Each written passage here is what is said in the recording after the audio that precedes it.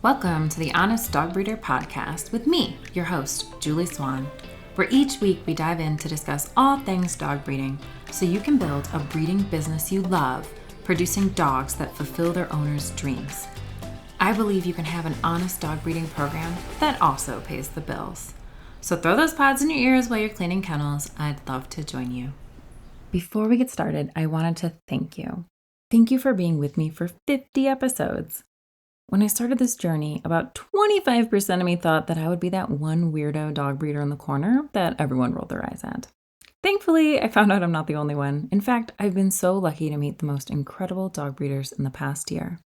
People who really care to make a difference in the world through breeding. I look forward to talking with you every day. Seriously though, you taking time out of your precious schedule to hang out with me on this podcast, it means so much to me. I'm grateful for you, and I've enjoyed every moment of our time together. I wanted to take this 50th episode to reflect on dog breeding and how it has taught me some invaluable, albeit unexpected, life lessons. The first lesson I learned was have the right tool for the job. I don't just mean the best litter scoop or the fancy attachment on your water hose, but those do really help. But also it extends to the facility design and potentially, more importantly, the dogs you choose to breed. It's pretty hard to build a great breeding program using dogs that aren't a good match for your goals, but you already know that. The right tool for the job really pops in my head when thinking about facilities. Sure, it helps to have a nice exterior facility, but that wasn't in the cards for me in the beginning.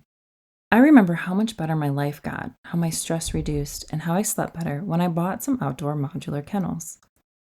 When I couldn't afford a concrete slab at the time, I used patio square pavers. The simple, cheap 12 by 12 inch ones, and made two adjacent pens that were 10 foot by 10 foot with a 5 by 10 foot pen at the one end. I was able to keep the dogs separated for breeding more easily. I didn't have to juggle crates, and I knew they were safe in there when I left. The fence around my yard is really only good enough to keep in a cow. You might think that would mean it's a better fence, but really it's old, crappy livestock fencing, so cows think it works, but they don't test it like the dogs do. So I could never guarantee the dogs would be secure there when unattended. The pen gave me freedom. It was a definite upgrade from my previous juggling and worrying. Along the lines of having the right tool, or pen, for the job, I learned that when you do something frequently, the easier you make it, the better it'll be, but also the more likely you will be to get it done. Take, for example, cleaning my newer concrete kennels. I used to just go in there and pressure wash them, and it only took me a year to figure this out, well, it turns out soggy dog poop is pretty nasty. Makes a nice, shall we call it, paste? Well, that pasty sludge would dribble over the edge of the concrete, a wonderful breeding ground for flies and a great place to step in if you want to have a reason to buy new shoes. I found out you can use a steel floor scraper, like they use in concrete jobs. It's a flexible steel blade that gets all the poop separated from the kennel. You know, those dogs that always want to step in it and mush in. Anyways, I learned that if I first scraped out the poop dry, then went along the front of the lanes with a rake, raking it into a dry pile for easy removal, it made it so much faster to clean and really kept the sludgy mess down. I remember Jordan Peterson talking about one of the best ways to change your life and make it better was to take 25 things in your daily life that weren't going well and make those better. Start simple. He says you can't really quantify how much of your life you'll get back when you get the day-to-day things done right. That reminds me, I'm constantly using a squirt of Dawn dish soap in my laundry loads, and I'm always walking from the kitchen sink to the wash machine and then back. I should just buy a second bottle of Dawn to keep in the laundry room. Take one more thing off my list of 25 things. Talking about taking small steps, that leads me to my next life lesson. Plan to pivot. You have to start somewhere. Instead of designing this perfect kennel in your head, trying to plan out every single detail, getting anxiety that you forgot or don't know something that you should, just get out there and try it. Set a deadline, buy your breeding dogs, and do it. Go into it knowing that you'll probably want to change something, and that doesn't mean you failed. It means you learned a better way, or at the very least, you learned what didn't work. In fairness, it's why I created the Dog Breeding 101 course. I wanted to take the tension out of your shoulders and give you the confidence to try, knowing you have a solid base of knowledge to start your breeding program. Planning to pivot is also an acknowledgement that it's okay to be imperfect, to make mistakes, especially in the beginning. Planning to pivot is planning to learn, forgiving yourself for mistakes and giving yourself the ability to change your mind and pivot your course. This is why I had 2 kids. The first was practice. The second one, I'll get it right. Okay, just kidding. But as a first child, I can say that I also feel like my brothers had a slightly different upbringing than me, but I digress. I used to be worried to mess up. I hated to fail. I want to be good at what I do. Naturally, I want the same for my breeding program. The complexity of dog breeding is what helped me learn this lesson. It was impossible to know everything that I was going to run into in a breeding program. I'm still surprised sometimes. Breeding has helped me realize that life isn't about pass or fail. It's about trying new things, being challenged to figure something out, and getting better as you go, making forward motion. Planning to pivot puts you in the headspace to try. It allows you to aim at something, but then adjust that target later on after you learn more. Being great at something rarely comes without a preceding failure. Just the same, it means you don't have to do it all right away. You can start small, start slow, and work up to the program you want. As you know, breeding programs aren't so easy. There are a lot of moving parts, and moving parts get complicated. Breeding programs are like tiny empires in the making. And, like I've said before, they are like Rome, they aren't built in a day. Empires are built by taking small steps that build on the previous steps. Empires aren't won in one fell swoop. Never did an army win by placing every soldier in their force on one battlefield, using all their munitions in the same battle. They may have won that battle, but they'll surely lose the war. Big, impressive moves are rarely sustainable. Just the same, you didn't win your significant other by taking them on one long vacation. I don't care how romantic or luxurious it was. The relationship was built over time, piece by piece, a little vulnerability, and then having that vulnerability embraced, not abused, building trust. It's the same with breeding programs. The most successful breeding programs are built by small, calculated steps, like adding more pieces to the puzzle until you make the picture you want, the breeding program you desire. It doesn't mean you have to be slow. You can get a great program up and running in about 2 years, but it's the big picture that we are working towards. You probably won't have your puppy rearing dialed in perfect on the first litter, but I guarantee you'll learn so many things you couldn't just read. Nor can you put a price on the experience of talking with buyers, learning their needs, their hopes for their puppies, and all the little techniques for setting them up for success. It all takes time. We make mistakes, we learn, and we plan to pivot. The third lesson I've learned is expectations are what make or break everything. You ever have a vehicle with a slow leak in one of the tires? You get up a little earlier in the morning and you expect you'll need to fill that tire to get through the day, or at least until you can get to the tire shop. It isn't a big deal. You expect it to take a little longer in the morning. You expect it to be a little bit more work. So it doesn't get you upset. It doesn't throw off your schedule. It's just something you've got to do. But do you remember the first morning you were going out to your car and the tire was low?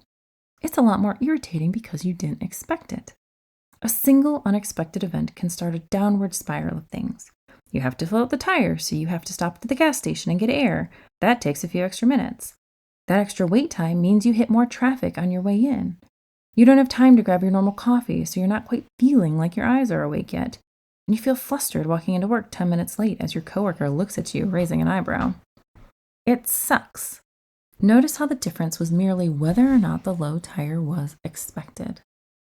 Dog breeding has given me a whole new understanding of expectations and how they make or break everything. If you expect 6 puppies and get 4, it's a bummer. If you expect 4 puppies and get 6, it's a bonus. If you expect that your dogs will cycle at a certain time when they do, it's wonderful. If they don't cycle when you expect, it's frustrating.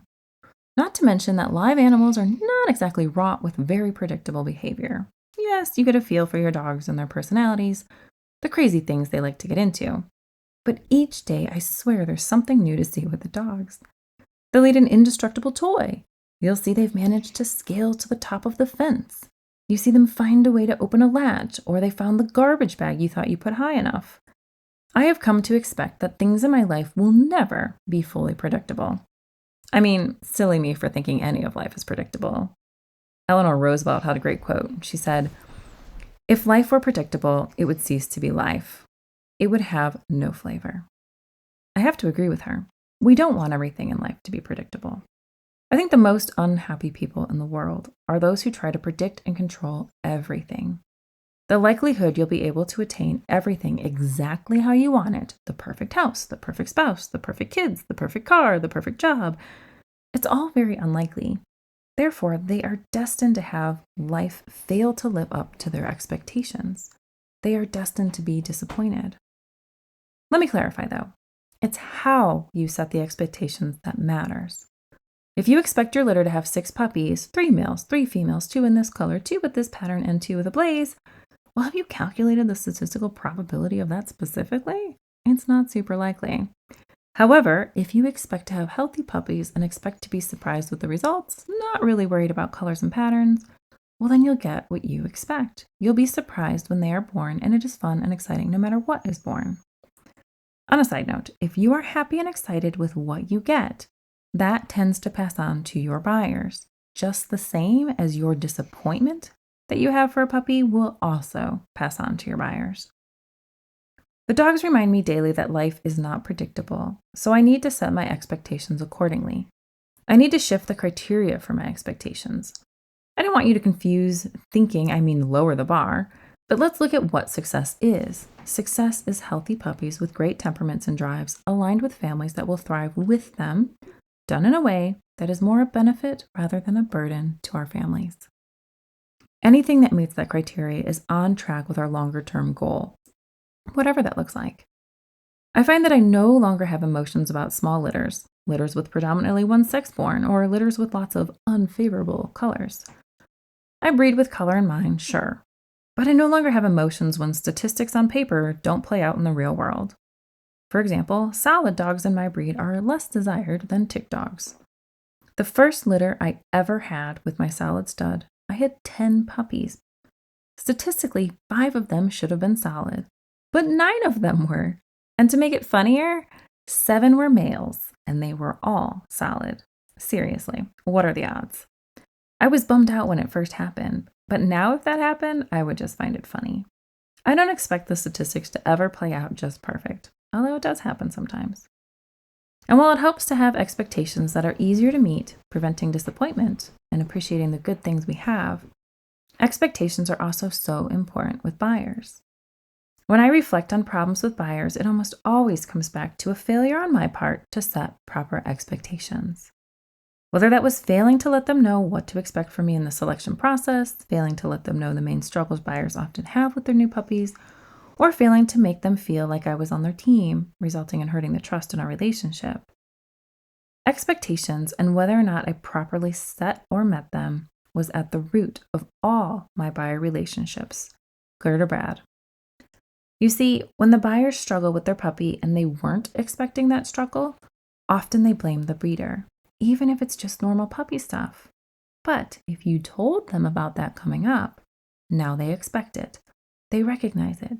They know what to do. And instead of blaming you, they respect and trust you because you set them up for success by telling them what to expect. Once I realized that setting appropriate expectations was a key component in creating buyer relationships, then I was able to take a lot of work and stress off my plate in my program. I've taken this understanding of setting and meeting expectations and applied that to my life, and it's made a big difference. I let my kids know what to expect for the day's schedule. I try and zoom out on my goals so I make sure I'm working towards the greater end goal. I even discuss expectations with Bill in our relationship, so we not only have awareness of what each other expects, but we have conversations when it seems like the other's expectations of us may be unrealistic. It helps us keep on the same page and prevents resentment from building up. To summarize, dog breeding has taught me many life lessons, but 3 big ones are: have the right tool for the job, plan to pivot, and expectations are what make or break everything. I hope you enjoyed this reflection, and I'd love to know what life lessons you've learned from dog breeding. If you're looking to improve your kennel program step by step at a sustainable pace that brings results, both in reduced stress and financial gain, join the Dog Breeder Society. We have such a wonderful community of dog breeders inside. Everyone is supportive, and there are no taboo topics. We discuss the things you can't put on Facebook, and members support each other. They don't lash out. If you'd like to learn more about the Dog Breeder Society, check it out and sign up at honestdogbreeder.com/yes. Just YES. I look forward to being a part of your dog breeding journey. Doors are closing at the end of August, so jump in and grab your slot for just $35 per month. Thank you for joining me for another episode of the Honest Dog Breeder Podcast with me, your host, Julie Swan. I know your time is precious, and I'm grateful I get to be a part of your journey.